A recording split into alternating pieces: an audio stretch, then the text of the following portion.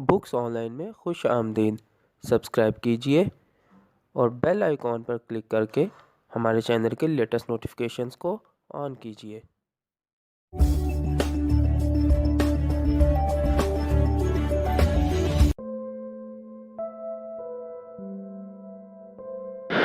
अऊज़ु बिल्लाहि मिनश शैतानिर रजीम। बिस्मिल्लाहिर रहमानिर रहीम।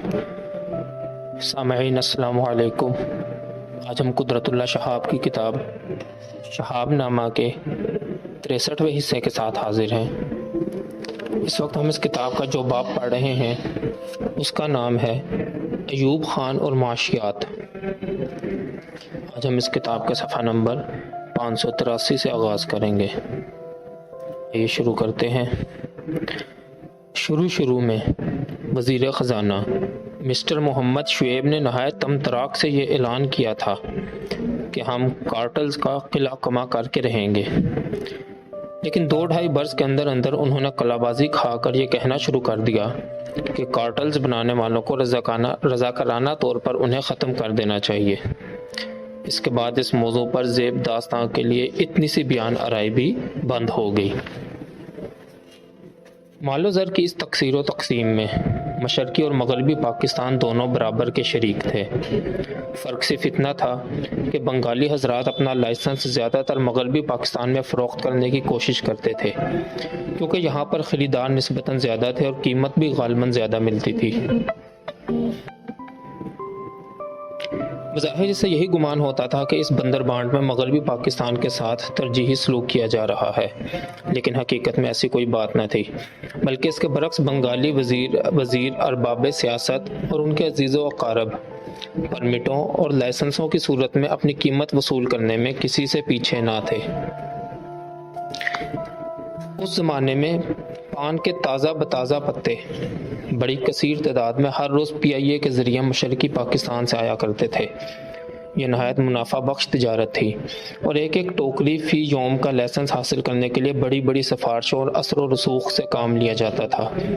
इन लाइसेंसों की तकसीम कलियतन चंद बंगाली वज़ीरों और बुनियादी जमहूरियतों के अहम तरीन अरकान के हाथ में थी। वो पहले अपने बेटों, भांजों और भतीजों का पेट भरते थे और उसके बाद अपने सियासी हलीफों की वफादारियाँ मुस्तहकम करने और हरीफों पर तरगीब व तहरीस का जाल फैलाने के काम में लाते थे। एक बंगाली वज़ीर बातदबीर इस काम में बेहद पेश थे। जब कभी वो किसी को चंद टोकरियों का लाइसेंस दिलवाने में कामयाब हो जाते थे तो अपने एक छपे हुए खूबसूरत कार्ड के ज़रिए से मुबारकबाद का ख़त भी ज़रूर भेजते थे। इस कार्ड में किसी मनचले ने बंगाली तर्जुमे के साथ फ़ारसी का ये मिसरा भी दर्ज करवा रखा था: बरगे सब्ज़ अस्त तोहफ़ा दरवेश। हुकूमत और सियासत के दरवेशों के गाल और होंठ तो बरगे सब्ज़ की बरकत से गुलनार हो रहे थे, लेकिन तोहफ़ों की इस हेरा फेरी में पानों के ताजरों का एक कसीर तबका अपने आबाई पेशे से महरूम होकर बेकारी का शिकार हो गया। मशरक़ी पाकिस्तान के कुछ लोगों ने उसे ये रंग दिया कि अब तो मगरबी पाकिस्तान वाले हमारे रवायती और ख़ानदानी पेशावरों की रोज़ी छीनने के भी दरपे हैं। उसी ज़माने में ढाका यूनिवर्सिटी के चंद प्रोफेसरों ने टू इकोनॉमीज़ का शोशा छोड़ रखा था, जिसका लब्बे लुबाब ये था कि मशरक़ी और मगरबी पाकिस्तान के दरमियान किसी मुश्तरका माशियात का वजूद मुमकिन नहीं, बल्कि दोनों हिस्सों के अलग अलग माशियाती तकाज़े हैं। इसलिए export import control, PIA, PIDC और स्टेट बैंक समेत हर इक़्तिसादी शोबे और इदारे को तकसीम करके दोनों सूबों में अलग अलग तौर पर कायम होना चाहिए। उन्हें ख़तरा था कि इस तर्ज़ इस्तदलाल का मंतकी नतीजा यही निकलेगा कि अगर मुल्क की माशियात और इक़्तिसादियात मरकज़ से टूट कर 2 हिस्सों में तकसीम हो गई तो रफ्ता रफ्ता 2 सिक्के राइज हो जाएंगे। इसके बाद 2 अलग अलग मुल्क आलमे वजूद में आ जाएंगे। एक बार सदर अयूब ढाका गए हुए थे। वहाँ पर उन्हें ख्याल आया कि ढाका यूनिवर्सिटी के इन प्रोफेसरों से मिलकर देखना चाहिए कि 2 माशियात का शोशा छोड़ने से उनकी असली गर्ज़ व गायत क्या है। चनाचे एक सुबह हमने 6-7 नौजवान और उधेड़ उम्र के प्रोफेसरों को सदर के साथ नाश्ते पर मदऊ किया। उनमें प्रोफेसर नूरुल हुदा और प्रोफेसर नूरुल इस्लाम भी शामिल थे।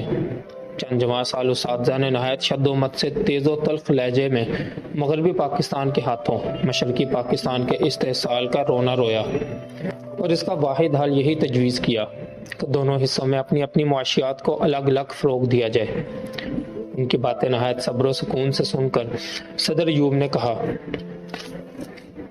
آپ سمجھدار لوگ ہیں، کیا دو معاشیات ہمیں دو الگ الگ ملکوں میں تقسیم نہ کر دیں گی؟ اس پر نسبتاً بڑی عمر کے لوگ تو خاموش رہے، لیکن دو تین نوجوان اساتذہ خوشی سے اچھل پڑے۔ ایک نے بے ساختہ کہا، سر میرے خیال میں موجودہ صورتحال کا بس یہی ایک منطقی نتیجہ نکل سکتا ہے، اسے روکنا کسی کے اختیار میں نہیں۔ ڈھاکہ یونیورسٹی کے پروفیسروں کے ساتھ اس گفت و شنید نے صدر ایوب کو مزید الجھن اور پریشانی میں ڈال دیا۔ اگلے روز انہوں نے مشرقی پاکستان کے 30-35 سیاستدانوں، اخبار نویسوں اور دیگر اکابرین کے ساتھ مشورہ کرنے کے لیے ایک میٹنگ منعقد کی۔ شیخ مجیب الرحمان کو بھی مدعو کیا گیا تھا، لیکن انہوں نے آنے سے انکار کر دیا تھا۔ میٹنگ میں صدر ایوب نے ڈھاکہ یونیورسٹی کے اساتذہ کے ساتھ اپنی گفتگو کے تاثرات بیان کیے اور ایک طویل جذباتی تقریر کے اختتام پر کہا، اگر آپ نے مغربی پاکستان سے الگ ہونے کا عزم کر لیا ہے تو باہمی زور آزمائی، الزام تراشی، سر پھٹول کی کوئی ضرورت نہیں۔ ہم سب کو بھائیوں کی طرح ایک میز کے گرد بیٹھ کر خوش اسلوبی اور خیر سگالی سے الگ ہونے کا فیصلہ کر لینا چاہیے۔ چند لمحے بالکل سناٹا چھایا رہا۔ اس کے بعد مسٹر نور الامین اور اتفاق کے ایڈیٹر مسٹر تفضل حسین عرف مانک میاں سمیت کئی حاضرین نے بیک آواز کہا، ہرگز نہیں، ہرگز نہیں، ایسی بات تو ہمارے خواب و خیال میں بھی نہیں۔ Never, never, we do not even dream of it۔ اس کے بعد باہمی اتفاق، اتحاد، تعاون اور خیر سگالی پر بہت سی تقریریں ہوئیں۔ کئی مقررین کے گلے وفور جذبات سے رندے ہوئے تھے۔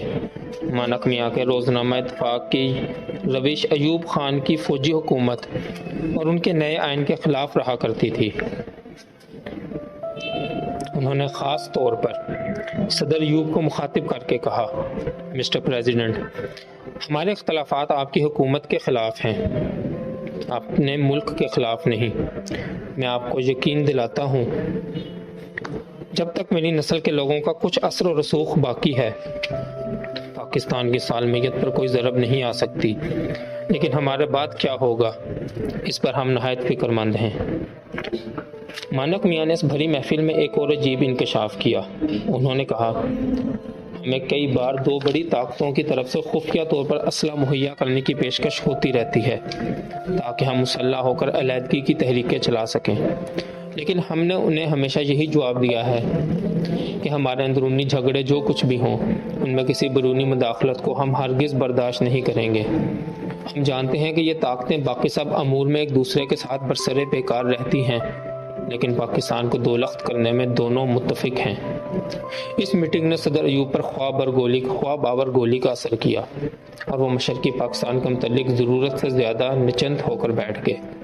اب وہ صوبے کی ہر پیچیدگی کو اپنی سادہ روحی سے منفرد شکل میں انتہائی سہل بنا کر دیکھنے کے عادی ہو گئے۔ ایک بار انہوں نے دفتن یہ فیصلہ کر دیا کہ مشرقی پاکستان میں جتنے غیر بنگالی افسر ڈیپوٹیشن پر گئے ہوئے ہیں ان سب کو واپس بلا لیا جائے اور آئندہ اس صوبے میں باہر سے کوئی افسر تعینات کر کے نہ بھیجا جائے۔ اس پر بیوروکریسی کے ایک محدود سے طبقے میں معمولی سی واہ واہ ہوئی، لیکن سنگ بعد ڈھاکہ کے ایڈیٹر ظہور چودھری نے مجھے کہا، یہ فیصلہ انتہائی غلط اور خطرناک ہے۔ آئندہ یہاں پر مرکز کے خلاف جو زیر زمین مواد پکے گا اس کا علم آپ کو اسی وقت ہوگا جب وہ لاوا بن کر پھٹ جائے گا، اس سے پہلے یہاں کی نوکرشاہی آپ تک کوئی خبر نہ پہنچنے دے گی۔ ظہور چودھری کا یہ خدشہ میں نے صدر ایوب کو بتایا تو وہ چڑ کر بولے، ظہور چودھری تو شکوک و شبہات کا دائم المریض ہے، اچھی سے اچھی بات سن کر بھی اس کے پیٹ میں مڑوڑ اٹھنے لگتا ہے۔ ایک روز راولپنڈی کے ایوان صدر میں کابینہ کی میٹنگ تھی۔ میٹنگ ختم ہوتے ہی صدر ایوب نے مجھے حکم دیا کہ میں 3 بنگالی وزیروں خان عبد الصبور خان، فضل قادر چودھری اور عبد المنعم خان کے ساتھ شیخ منظور قادر اور ذوالفقار علی بھٹو کو ساتھ لے کر ان کے کمرے میں آؤں۔ ہم لوگ ان کے کمرے میں پہنچے تو صدر نے کہا، میں نے آپ لوگوں کے ساتھ ایک ضروری مشورہ کرنا ہے۔ غلام فاروق کی جگہ مجھے مشرقی پاکستان کے لیے ایک نئے گورنر کی تلاش ہے۔ میرا خیال ہے یہ موقع اب کسی مشرقی پاکستانی کو ملنا چاہیے۔ اب بتائیے کہ وہاں کا گورنر کون ہو۔ یہ سنتے ہی تینوں بنگالی وزیروں کے چہروں پر حسرت و التجا، خوشامد درآمد، الہا و زاری، فرمان و امنگ کی رنگ برنگ تختیاں کھٹاک سے ثبت ہو گئیں، جن پر جلی حروف میں لکھا ہوا تھا: جناب صدر، اس خاکسار میں کیا کمی ہے؟ چند لمحے سناٹا طاری رہا، پھر کمرے میں صدر ایوب کی آواز گونجی: میں بتاتا ہوں، مشرقی پاکستان کا نیا گورنر کون ہوگا؟ گورنری کا توق اپنی اپنی گردن میں ڈلوانے کے لیے تینوں بنگالی وزیر عقیدت و احترام سے سر جھکا کر بیٹھ گئے۔ عبد المنعم خان، صدر ایوب نے نئے گورنر کا اعلان کیا۔ اچانک عبد المنعم خان کی کرسی سے کرہنے کی سی آواز آئی۔ دراصل یہ شادی مرگ کے آثار نہ تھے، بلکہ دوسرے بنگالی وزیروں کی آنکھوں سے دو نالی بندوق کی آتش حسد کے شعلے چھروں کی طرح نکل کر ان کے تن بدن کو چھلنی کر رہے تھے۔ ہم نے سہارا دے کر عبد المنعم خان کو کرسی سے اٹھایا۔ باہر آ کر وہ کمر پر ہاتھ رکھ کے آہستہ آہستہ قدم اٹھاتے اپنی کار کی طرف روانہ ہو گئے۔ ایک بنگالی وزیر نے ہمیں مخاطب کر کے کہا: دیکھو، یہ سالہ ابھی پوری طرح گورنر تو بنا نہیں، لیکن حرامی کی چال میں ابھی سے گورنری کا رنگ ڈھنگ آ گیا ہے۔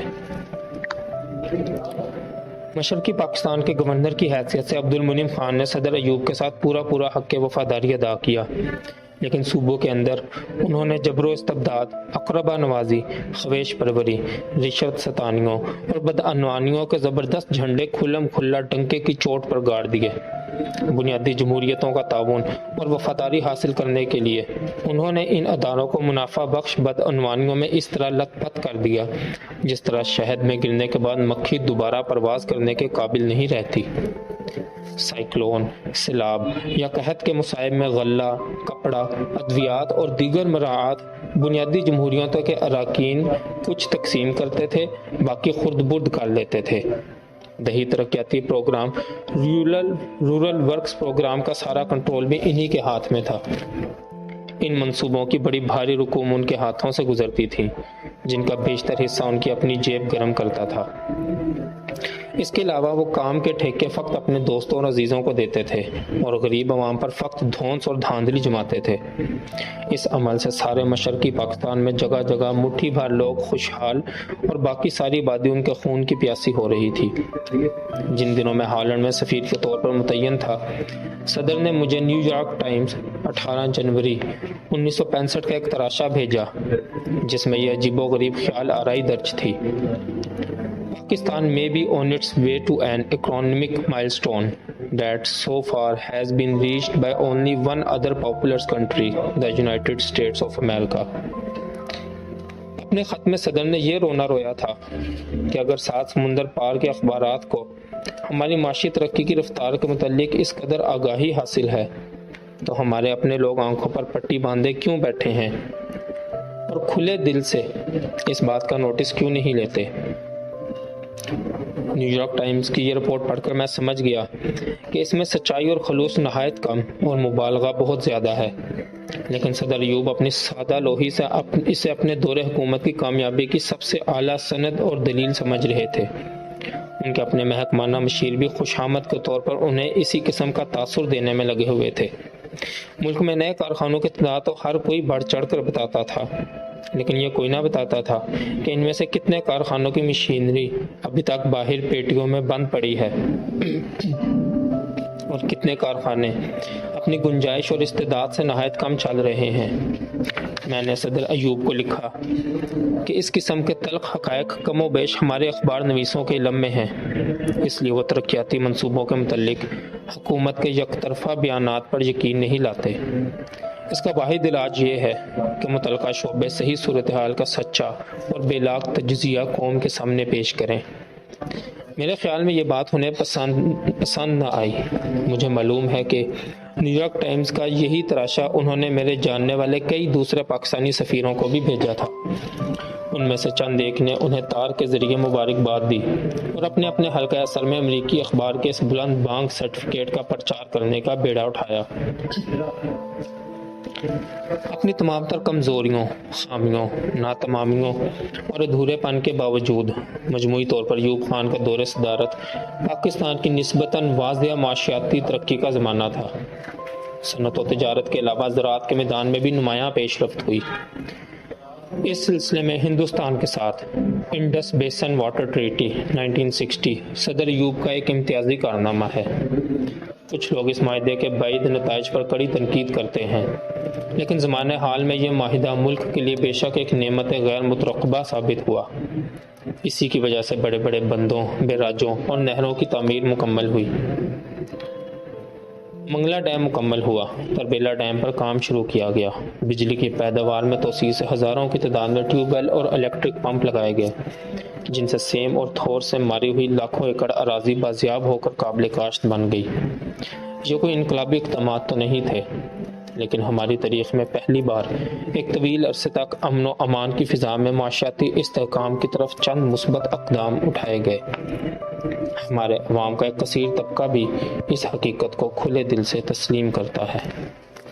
باقی انشاءاللہ اگلی ویڈیو میں